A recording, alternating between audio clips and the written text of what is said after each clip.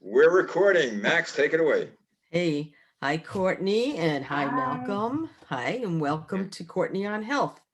This is one of my, intros I do each week because Wait, Courtney on Health, where are we? Where are they where hearing are- us? where are we now, or Yeah. where are we hearing it from? Where we're hearing it and seeing it? Under what venue? We have a Zoom on Malcolm Presents, and that's where we are. So you And the gotta many shades of listen gray? in, and you'll hear more information about where to hear the show after we start the show. Okay, so food glory is food, hot sausage and mustard. While we're in the mood, cold jelly and custard, peas pudding and saveloys. What next is the question? Rich gentlemen have it, boys indigestion. Food glory is food. Don't care what it looks like. Burned, underdone, crude. Don't care what it cooks like. So, just a quick question. What is a saveloy? I got no idea. I didn't even know that was the lyric in the song, quite frankly. Well, I had to point this out because I had to look it up. It is a highly seasoned dry sausage. And I believe it's from France. All So right. Vive la anyway, France. I had to clear that up because it was in France. So anyway, those I didn't sing it, but those are the lyrics from very popular musical Oliver. There's also a famous line in the show when Oliver asked for seconds and said, "Please, sir, I want some more." That Hmm? British blood keeps coming at you. This all makes me wonder if I really want more, if I don't know what's in my food or how it's prepared. So let's start with the fact that we don't always know what is lurking in our refrigerator or when certain foods go bad. My metric is if it smells bad, it's tossed. I mean, that's like, I'm sure Courtney will back me up on that. Um, Most people know there are expiration dates on bottles, cans, cartons, but when are fresh veggies and fruits and meat past their prime? Are food expiration dates even accurate? And can we still eat what's in the carton past its sell by or use before date? It's always printed on something. How long will the picnic basket last in the sun until the mayo becomes toxic? Recently, we've had to think twice about tainted romaine lettuce and onions, or if chemicals sprayed on our tomatoes and other produce will make us sick. We usually don't doubt the safety of a bag of chips, but a recent incident with Frito-Lay packaging has made me question that assumption. You see, there was a mix-up at a Frito-Lay facility which could have exposed customers to undeclared dairy. Love that phrase. Undeclared dairy. Yeah, I love it. The brand had to pull various sized bags of barbecue flavored potato chips from circulation after customers noticed they were filled with the wrong chips. Man, I would have been, you know, not knowing about what that chip is would make me unhappy. So food recalls seem to pop into the news on a daily basis. How can we protect ourselves from what parasite or coliform bacteria, E. coli, might be in our food? We love to eat, but we must be extra careful these days at what we are buying and what we are putting into our bodies. Salmonella in meat and poultry, E. coli in lettuce, and more all lead to a food system that has defects. That's a whole other show. And thus, we must be aware of food that can adversely affect our health. All of a sudden, I've So, lost my appetite. Yeah, yeah. so on this show, Courtney will discuss food safety. Should we chow down or chuck out our food? Let's Yeah, find out. So, Courtney, what sure. do we need to know about food safety and how can we Yeah. determine, what's spoiled or expired or needs to be tossed? Yeah. So really important, especially when you keep in mind that on average, 1 in 6 Americans get slammed with some kind of food poisoning in the United States. So I don't know if you guys have ever been hit with food poisoning, but it is an all-out yard sale for most people where everything must go, and no matter what type of cavity that you can think of, more Mm, things to get appetites going here. So it's a problem, and you touched on it, Maxine. It can really occur at any point during the food processing system. So there's only so much we can blame on the processing side of things. The reality is, let's face it, certain foods are going to have bacteria on them, whether they be in a field, whether they be in animals carry bacteria as well. So some of it is in the food processing, some of it is in the middle. So how that food is handled, so poor food handling before we, the consumer, get it.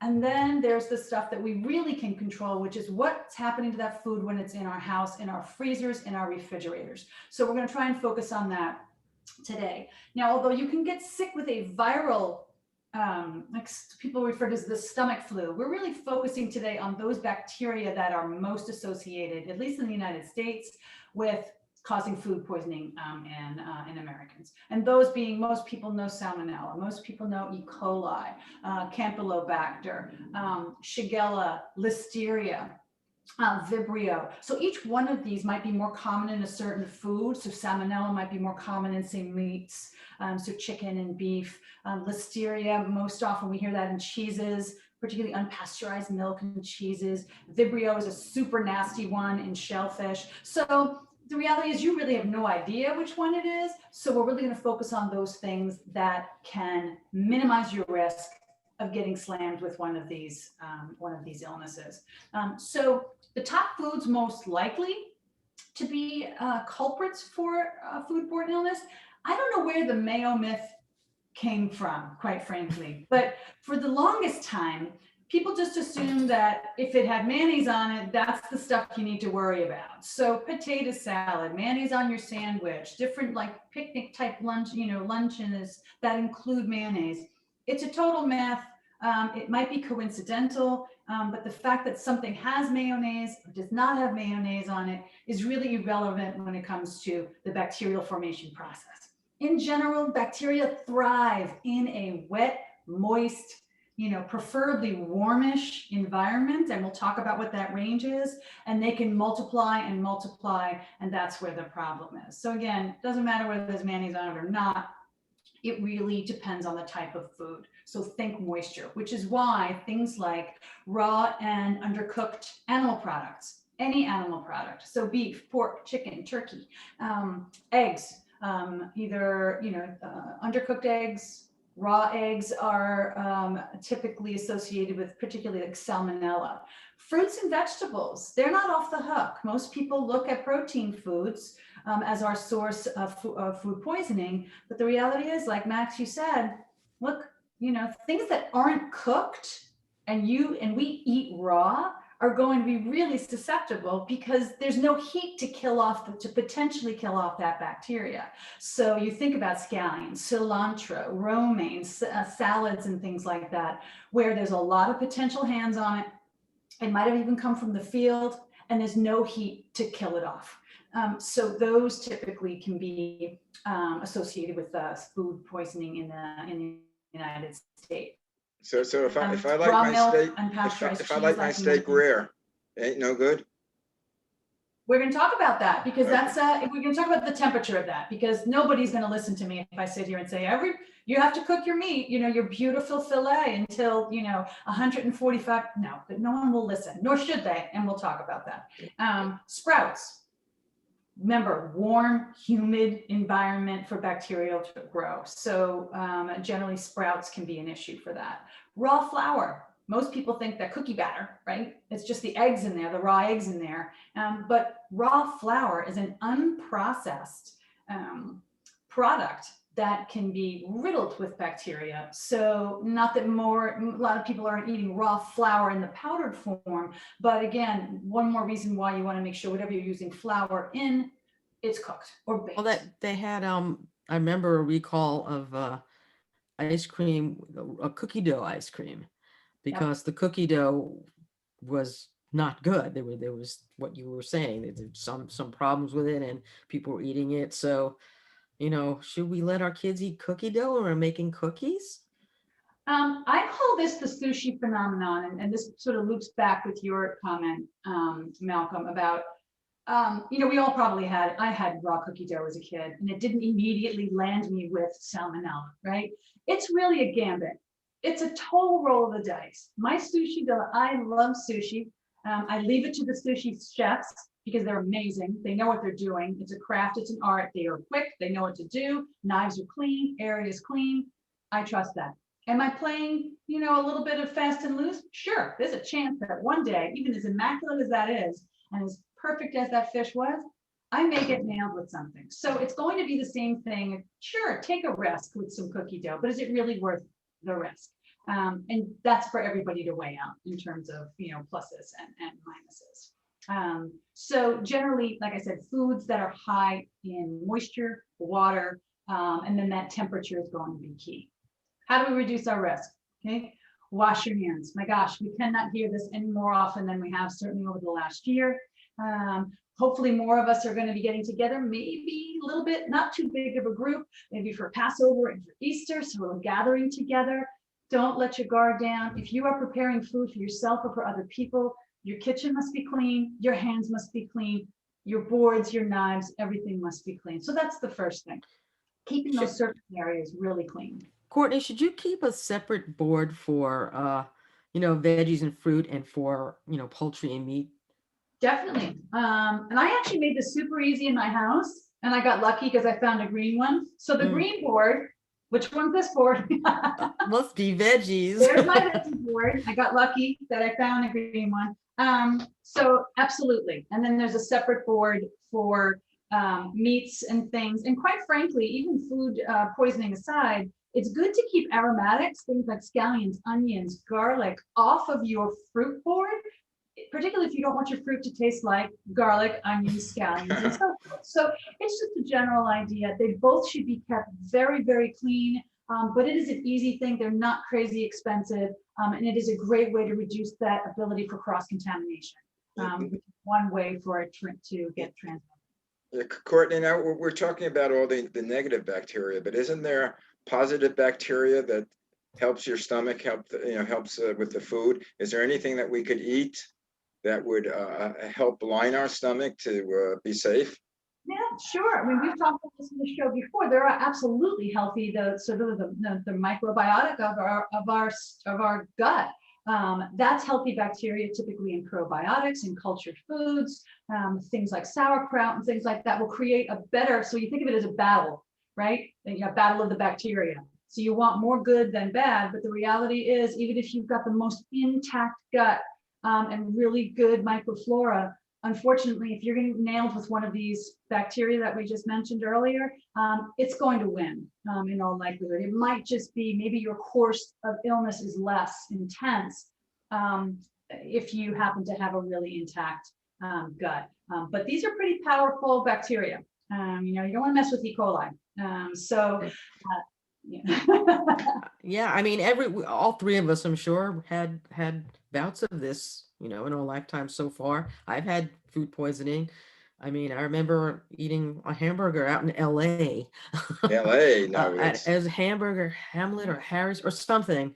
And man, I got sick as a dog. So something went wrong there, And sometimes it happens, I mean, keeping things clean, and I'm sure restaurants try and do the same.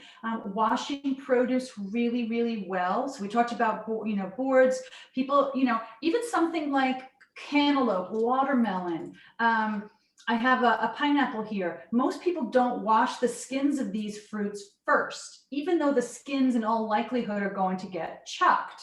But if you think about it, you haven't washed it. Multiple hands have probably touched this pineapple, right? You take your clean knife, fantastic. You've got your clean board, right? You've sliced through a possibly contaminated skin, and you've just pulled it through the part that you're going to eat that in all likelihood is not going to get heated. So is it a small risk? Yep. But is it easy to minimize that risk? Sure. Just wash the skins. Good old water is totally fine. You do not need anything fancy. So washing your produce really well. Avoiding, have you guys heard of the danger zone? No, I haven't. These aren't exact temperatures. The FDA and the CDC have come up with these numbers because they're close enough and it's easy for people to remember. And that is 4140. So you do not want to keep your food for any longer than 2 hours at that 40 to 140 temperature range. Why? Because those are the temperatures at which bacteria replicate very, very quickly. So you either want to keep it really, really cold, or you want to keep it above that 140. So Malcolm, back to your point about, okay, I like rare steak. When it comes to the way we prepare our foods, and although if you strictly follow the FDA and CDC guidelines, they are going to say for things like chicken, has to be cooked to 160, 165 degrees, period, end of discussion. So for things like steak, there's going to be a temperature that most people who love steak are going to say that's destroyed and it's leather and I'm not eating it that way.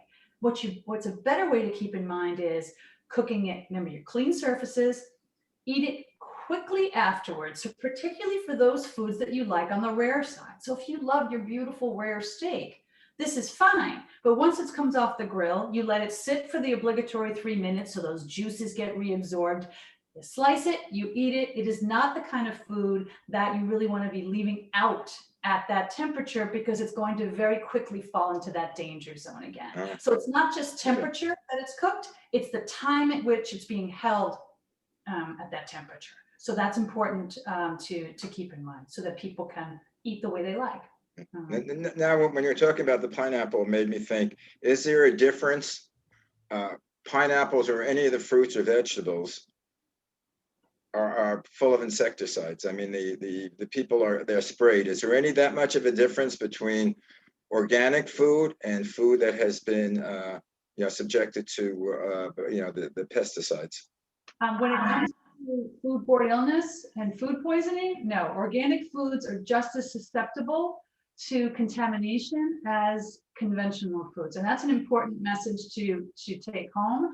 We are going to talk about conventional versus organic in a separate show, but I get that question a lot from my client base is, well, I choose organics. And I'm like, well, bacteria grows on organic foods just like it does on conventional. So you're not off the hook. The same rules apply whether you're choosing organic or conventional food. Yeah, we're not eating the pesticides. Are we eating any of the pesticides on the fruit? There's a residue that is left behind. It can be very small. So we know that in many cases, some of that can be washed, some of it cannot be rinsed away. So the question is, and again, we'll touch on this in a later show, what is your body able to handle? It's all about mitigating exposure. So in a perfect world, we wouldn't have any of that. But the reality is we need to manage the expense of those foods that might be organically grown versus conventionally grown. We don't want to scare people away from conventionally grown produce, because of potential. And it's the word to focus on is potential contamination. So back to like the food, you're prepping food, like Yep. the holidays are coming up now. But I'm talking in my brain, I'm thinking summer when things might be a little better and we can limit our exposure to other folk, but people who have been vaccinated, we can get together. And I'm always thinking when I go to a barbecue, I see burgers and hot dogs just sitting there. They're like sitting there until someone decides to grill them. Yeah. What is the time frame? I mean, how should we watch that? It's a great question. And even like think about any parties or activity, once the food is cooked and it's out, particularly buffets and things like that, it can sit out for hours and hours. So the general rule is for temperatures under 90 degrees, you got about 2 hours generally. You can probably go a little bit higher than that. Again, these are very strict guidelines and recommendations to keep, especially out in the beating sun like that. You want to probably cut that back a little bit, but that's your window there. Does that mean any time it breaches that 2 hour window, you're automatically going to get sick? No, it really does become a game of Russian roulette. But we're talking about those things that you can do to minimize risk. There's probably a good chance that stuff sitting out all day long is going to be a greater risk of contamination than something that's been kept in coolers or cooked quickly, eaten quickly. Remember, there's that time and then there's that temperature that's key. So it's not just the temperature, it's how long it's been sitting out there. 2 hours is the general guideline, 1 hour if the temperature is above 90 degrees. How about storage? How do we store things to maybe, make it better that we won't have to worry about these issues? What's the best way so it doesn't spoil?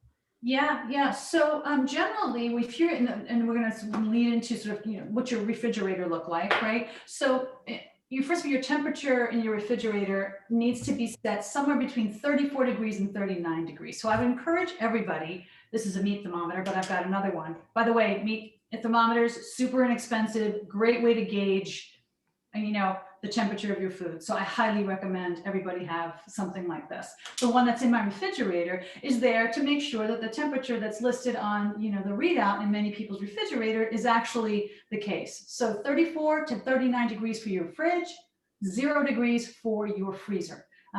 Wiping up spills as they occur so that these, they don't have a chance, particularly juices and things from like fish and chicken and beef, don't have an opportunity to leak into something that might not get cooked. So for storage, if you're going to have defrosting meat, or you brought home a package of steaks or fish from the store, keep it on a plate, keep it on a cookie tray, small cookie tray, so that if it does leak, it's not leaking into the things underneath it. Simple things like get the right storage containers. Aluminum foil for leftovers is not a great use of aluminum foil. Okay, it can leak, the foil can break, and same problem, then the juices have leaked elsewhere, and that can be a problem. So lots of little sizes, these happen to be glass with a lid, are a great way. You can see what's in there, so there's no guessing. A lot of people use like a dry erase marker and label it, so they know the date that it went in the refrigerator, and they know what it is. Once it's in the refrigerator, you got about 3 or 4 days to consume it. Okay, so that's the general rule of thumb once it's inside the refrigerator. For things like lunch meat, cold cuts, it's a very short window. You really run the risk of listeria, that bacteria, multiplying very quickly. So you got a short window. If you bring home roast turkey from a delicatessen and it's in your refrigerator, you got 2 days max. And then unfortunately it needs to go. So buy appropriately to reduce the waste. And that's a good technique. Storage bags. I know people are moving away from plastic, and I totally understand that.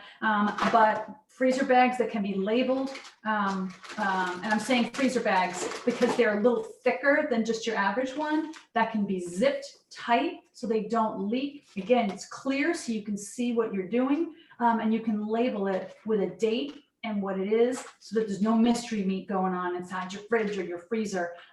Minimize waste. And you keep the chance of bacteria leaking elsewhere all over the place. You want to store your foods that, things like high protein foods and foods that are going to get cooked to a higher temperature and foods that might be at greater risk of spoilage, lower in your refrigerator. Cold air sinks. It tends to be the coldest part of your refrigerator. So you would want to keep meats, fish, things like that low. And maybe other things that aren't as high risk on the higher side. Check your refrigerator. Everybody's a different kind, right? If your vent, and most people have on a higher shelf, a vent on the high shelf, that's a cold spot too. So keep in mind those two different spots in your fridge for keeping things that really are at higher risk in a much a colder spot. Your vegetable crisper drawer tends to want your veg to have some turgor to them, right? So you want to keep them fresh and crisp and keep that water contained. So the humidity content of those crisper drawers is designed specifically for produce. So not a good spot for meat, but a great spot, obviously, for your veggies and your fruits to keep them nice and moist. And keep the moisture level high. So what about expiration dates? What's the reality on that? I mean, you have to keep your fridge clean. So if you see something that hit a date and it's past the date and you're like, can I eat this peanut butter? What do you do? I mean, do you toss it? Do you say, oh, that's the holy grail on there and you better, make sure that date, you don't go over it? Yeah. It's a wonderful, wonderful question. And I will say, again, if you're following to the T and you're very cautious, and there are certain groups of people that I would say absolutely not. People who are immunocompromised, very small children, very elderly, it is not worth the risk at all. But generally, there's a long runway with the expiration dates on certain things. Remember, there's a best by day, use by day. If you ever actually looked at them, they're all a little bit different. And some actually say expires. Anything that says expires, I think you got to take that and get rid of it. Best by and use by dates are not necessarily, oh, it's going to make you sick. That's not the case at all. It's more that the quality might start to break down a little bit, but it's not necessarily going to make you sick. So peanut butter, for example, happens to be one of them. Even eggs. Obviously, if they're stored in the refrigerator, you don't need to throw out, 9 out of the 12 eggs that were in your dozen simply because it expired 2 days ago. Sitting out on the counter, that's different, but you got a little more time, than you think. I know people use their nose. You were saying that, Maxine. Certain things, though, aren't going to give you that wonderful heads up and red flag that I have expired. I wish everything were like spoiled milk, but it's not. You can't judge things just by smell. Although I will tell you, spoiled milk, is super easy to smell that. Keep in mind, though, something has been opened, the clock starts, right? So if you've purchased something that's got a seal on it and and it says used by a certain day, you really have to be a little bit more mindful of that. It's really when it leaves the store. And once you open it, you might have less of a window of time, to consume it. But you do have a little more leeway than you might think, particularly on Best Buy use by dates. So don't feel like, and again, this comes back to, reducing waste, that everything's got to get thrown out. I mentioned, things like lunch meats, cold cuts, those kinds of things. If you've purchased chicken from the store and you forgot about it in your fridge, unfortunately, that's an area you don't want to, it's clearly a when in doubt, throw it out kind of thing. But a lot of other foods. Oh, bagged salads and lettuces. Totally fine. Although a lot of people like to do even the ones that are triple rinsed, and even if they're organic, doesn't matter. Some people like to do a rinse beforehand because they feel more comfortable that way, but you don't have to necessarily. But what you have to look at, and thank you for bringing it up, Max, is the date on those bags. If you've passed the date on the bag by a day, if you look at the integrity of it, you'll actually if you start to see molding and you start to see the leaves getting weepy, it's not worth it, particularly for things that you're just going to toss into a salad and not cook. It's just not worth the risk. So buy what you're going to need, eat what you buy, but not worth the risk when it comes to the bagged lettuces. Really follow that date on there. I know when you throw things out, and we will have to talk about this at another show, is the food waste and getting people to compost, but that's a whole other thing because we're going to be tossing stuff out. So, might as well have it, repurposed. Excuse me, guys, we've done over 25 minutes already. It's time for a wrap up. Oh no, this show is going to be going an hour pretty soon, I think. So, and any final tips, Courtney? Just be wise. I think the biggest thing is keep your work area super clean. Check the refrigerator. It's so important to make sure that refrigerator is at the right temperature. Buy the appropriate amount of food so we reduce the waste. Cook to a temperature within reason. And if you follow these, it makes it manageable without it crippling you, like being so fearful of whatever you're gonna, eat that day. Yeah, and watch the papers or the news for recalls on onions and romaine and crazy. Recall, yes. Yeah, I don't know. Is there a way of getting on a recall list? There is. I'm on it actually. Oh. So it's How does one go about it? The FDA, and I'll post it on Courtney on Health, but and it alerts you to everything though. I mean, I think you can control it so you don't get as much. I'm on the food one because I'm concerned, but it lets you know for everything like, oops, we've got accidental dairy in a bag of Fritos, or we detected a peanut inside something that should have been peanut free. A lot of the undeclared. So it's great. I highly recommend it for anybody with allergies themselves or their kids. You might get more emails than you care for, but better more than less, right? So something to keep in mind. So how do you get to the FDA list? Yeah, you get on there and you join a listserv. So you'll just get an email. I suppose you could do it where it sends you a text also, but mine is an email based. It's wonderful. So the phrase of the day is undeclared dairy. And I want to thanks for joining us for Courtney on Health. You can follow Courtney on Facebook Facebook, and Instagram at it's a new thing I'm going to be doing in the next year with my, at CLG Wellness on Instagram, and check out past shows on malcolmpresents.com and the many shades of green.com. You can tweet us at TM Shades of Green. And thank you, Courtney, as usual, for wonderful information. And we'll catch you next time. Yeah. Absolutely. See you next week. Have a Yeah, great thank week. you, Courtney. You're welcome. See you next week. Bye-bye.